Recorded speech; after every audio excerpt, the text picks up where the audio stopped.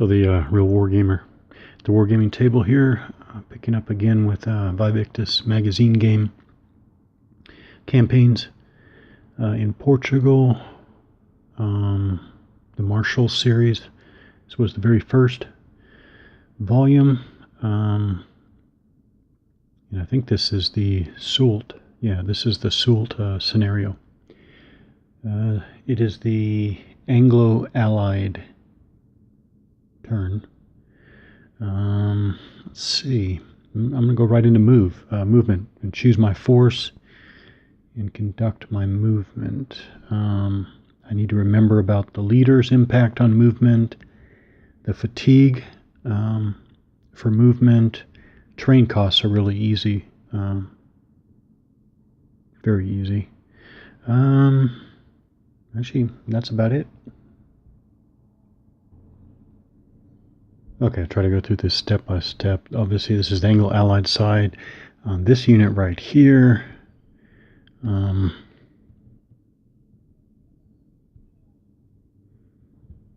is oriented on the board like that. The A, the gold A, is inverted, telling me that this unit has already, I can't remember if they call it activated, but it already activated. So it's not available. So that leaves Wellesley's stack and Beresford's stack. I think I'm going to do the easy one first. I'm going to remove this. So I have my little force display covered up here while, between play. So the first thing I'm going to do, because this is not how the game is normally played, what you're seeing here, it goes like this. If I remember correctly. So here's Wellesley. These guys, all of these forces, which by the way we'll do a quick review before we set them aside. But Wellesley is on the board like that. That actually is inverted. Okay, so that's how he is. I want to move him, so I can go ahead and flip him over. He has a strategic value of 2, and he has the gold star there, indicating he's a commander-in-chief or senior commander. Commander-in-chief. His force, we have a Portuguese infantry. We have a British infantry. They're all named, obviously. Another British infantry. British artillery. Another British artillery. Another British artillery. British light cavalry, I think. Another light cavalry, and a third light cavalry, and then a baggage train. So, would I split them up? Well, I'm not going to split them up quite yet, but I could. But I'm going to leave them here. Here's Wellesley's, well, it's right off the screen. Here's Wellesley's little box over here. So I'm going to put all these guys off to the side on the display.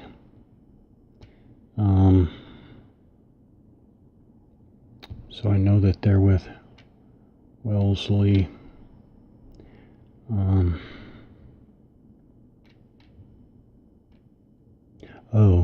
also need to talk about the decoys. Actually, all right.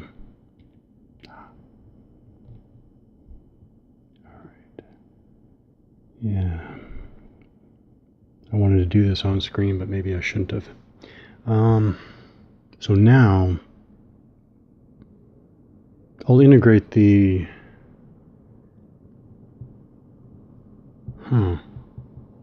actually I do need to figure out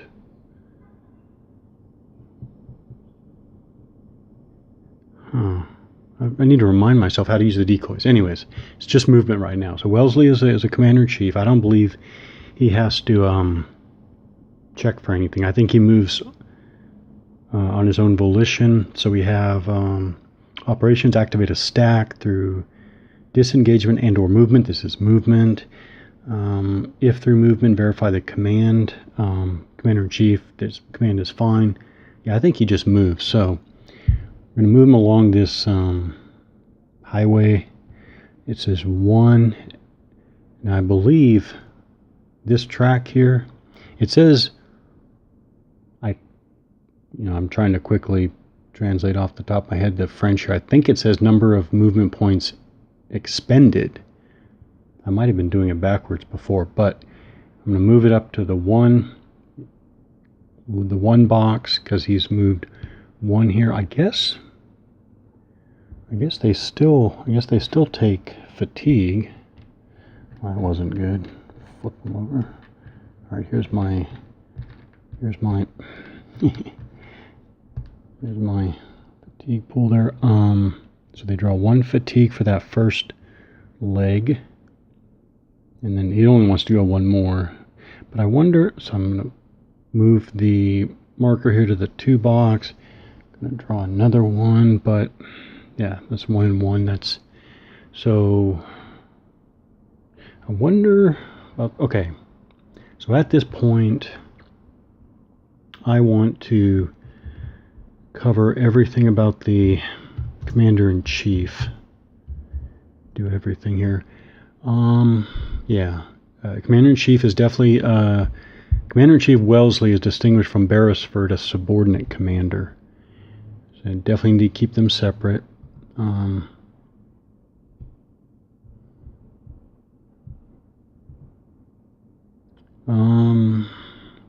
Okay, initiative.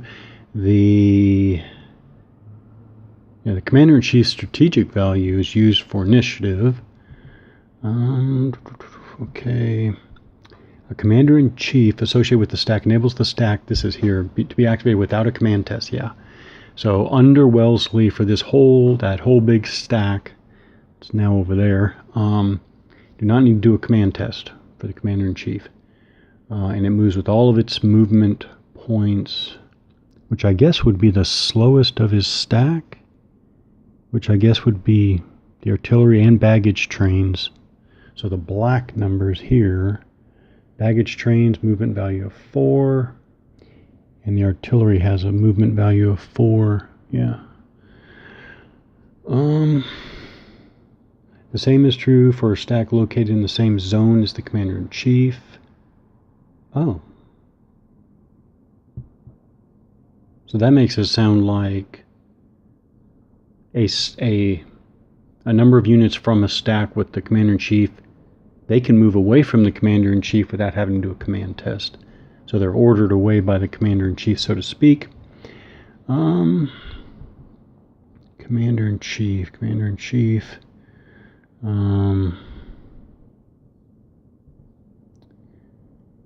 And that's it. So, okay. I was wondering if the Commander-in-Chief had anything to do with fatigue, but I guess not. So what are the modifiers for fatigue? Oh, yeah, it is. Actually, I do need to pay attention to this. Actually, I'm going to draw the same ones, but let's start over, because actually I draw one, but actually I need to pay attention because you can draw more than one marker. So plus 1 marker for each. Oh. Yeah.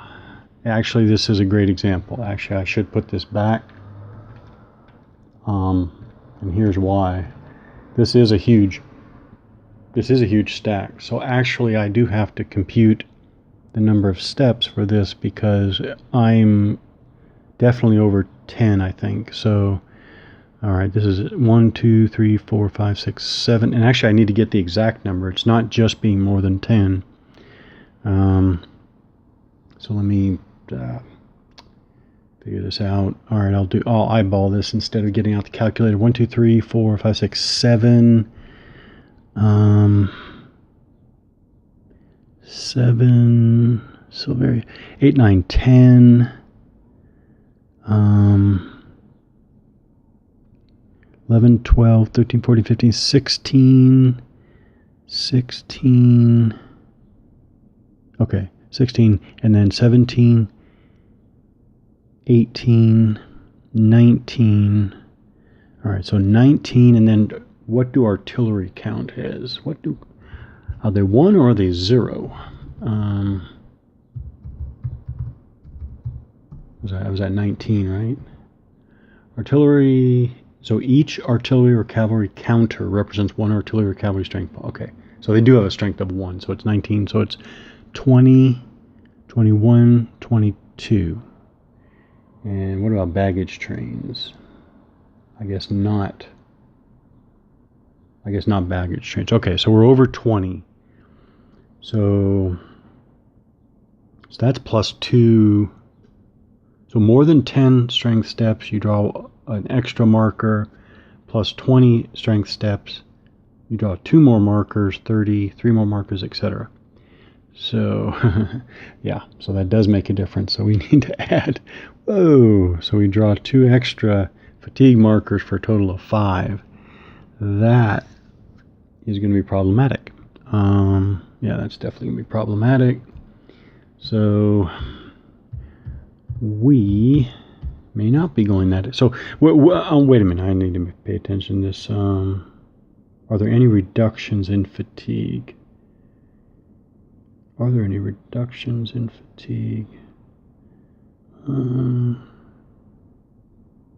No, there are no reductions. So it is 3 markers. Okay, so ouch. So yeah, I probably should have split up, but I'm going to continue on because this is how the game is played.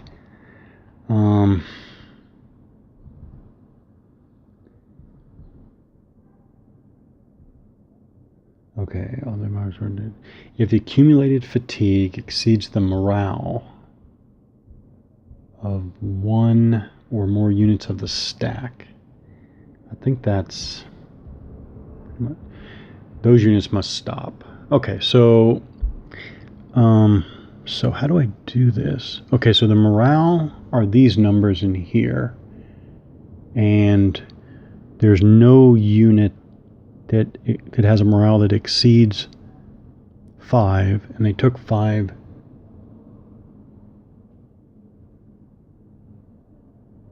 Oh, so I guess actually Sherbrooke has a morale of 5. I guess he could continue, but he won't.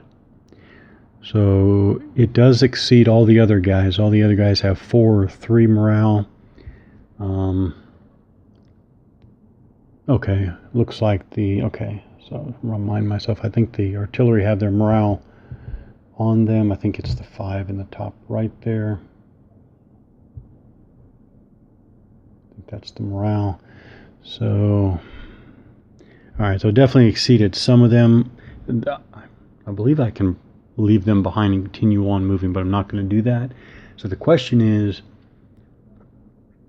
those units must stop their movement, and the infantry units must also lose 1 strength step. So I believe, oh yeah, it says here other units of the stack may continue their movement. But here it is. I have at least 1, yes I do. I have at least, so I'm going to take some losses here. So Paget, I guess. I guess that's how I'm pronouncing his name. So he takes a loss because his morale is 4, and there's 5 fatigue. So I believe I'm going to do that. And then Silvera also exceeds his.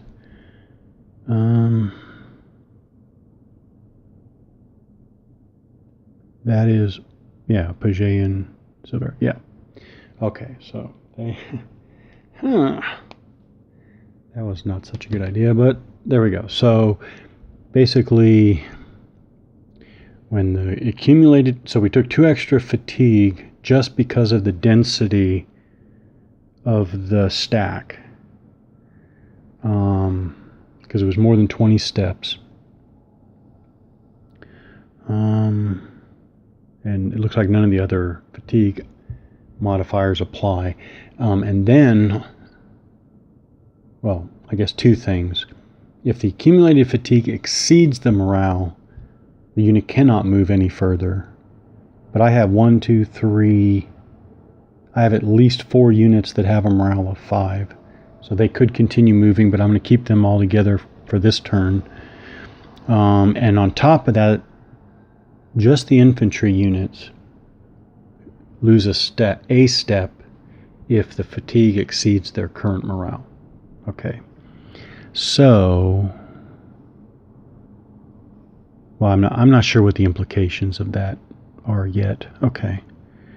Okay, so we took those losses. As a matter of fact, let's see if I can see if the detailed sequence of play helps.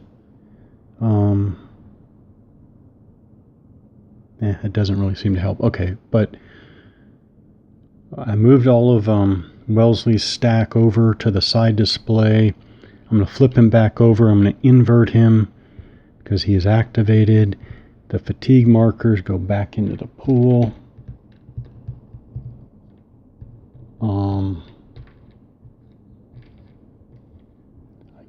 Turn marker. I think that's it. I think I covered everything there. I need to remember whether event. I should actually review the event markers. So here's an example of an event marker currently held by the Anglo-Allied side. I should actually double check all of these and make sure there is not an event marker that influences the amount of fatigue taken. But I won't do that now. So that is the Anglo-Allied operation, I guess, is technically how I should say operation, not activation.